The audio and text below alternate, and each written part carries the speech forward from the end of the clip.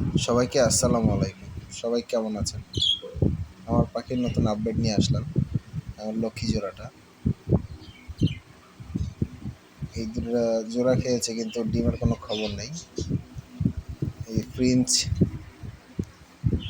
আবার ডিম দিয়ে দিয়েছে, তারা ডিম নিয়ে বসে আছে। দুইটাই বসে থাকে ডিম নিয়ে। এই যে বাচ্চা দুইটা, যে দুইটা বড় হয়ে গেছে, এখন আলাদাভাবে তাদের ঠোঁটের কালারও চলে আসতেছে। এই যে বাচ্চাগুলো, এগুলো অ্যাডাল্ট হয়ে গেছে। গুগু ডিম পারে কবে বলতে পারি না, এটা হা করে আছে। এই যে এক জোড়া বাচ্চা বড় হয়েছে, এখন হাঁড়িতে জিতেছে, যত সম্ভব কয়েকদিনের ভিতরে ডিম দিয়ে দিতে পারে। ওরা এইগুলো নিয়ে খেলে। এই যে আরেক জোড়া বাচ্চা, আজকে এক ভাই এসে নিয়ে যাবে, সেল করে দেব। এই যে নতুন জোড়া দিয়েছিলাম, ফিমেলটার সাথে মেল, নতুন মেল, ওরাও হাঁড়িতে যাওয়া শুরু হয়েছে। এই যে কোয়েল পাখি তিনটা আছে বর্তমানে, এগুলো থাকবে না, এগুলো রাখবো না, এগুলোতে রুম গ্যাস হয়ে যায়। এই যে দেখুন আমার ট্রেগুলো পরিষ্কার। সব সময় পাখির ট্রে পরিষ্কার রাখবেন যাতে কোনো ময়লা না জমতে পারে। দেখুন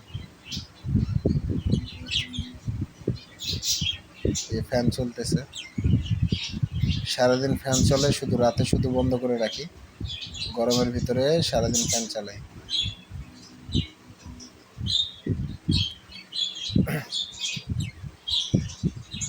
এই জোড়াটা শীঘ্রই ডিম দিয়ে দিবে যত সম্ভব। এই জোড়াটা ভাই আসবে একটু পর, ফোন দিয়েছিল, এসে নিয়ে যাবে, ছেড়ে দিব জোড়াটা। এই জোড়াটার আপডেট দেওয়া আপনাদের হয়নি। এই জোড়াটা ফিমেলটা ডিম দিয়েছিল, কিন্তু অসুস্থ হওয়ার কারণে আমি হাড়ি সরিয়ে ফেলেছি। এই যে দেখেন একটি কবুতর, এটা 2 দিন আগে, 2 থেকে 3 দিন হবে, আমার বাসার সামনে পেয়েছি। অসুস্থ কবুতরটি ঠান্ডা লেগে ওর হাড় বের হয়ে গেছে খাবার দাবার না খেয়ে। সুস্থ করব, কলমি শাক রেখে দিয়েছি পানির ভিতরে। এই দেখুন আমার মাছ, অ্যাকুরিয়ামে এখন দেশি মাছ পালতেছি। ওরা খুব ভালো খাওয়া দাওয়া করতেছে, অত ছটা ফটা নাই, ছটপট করে না।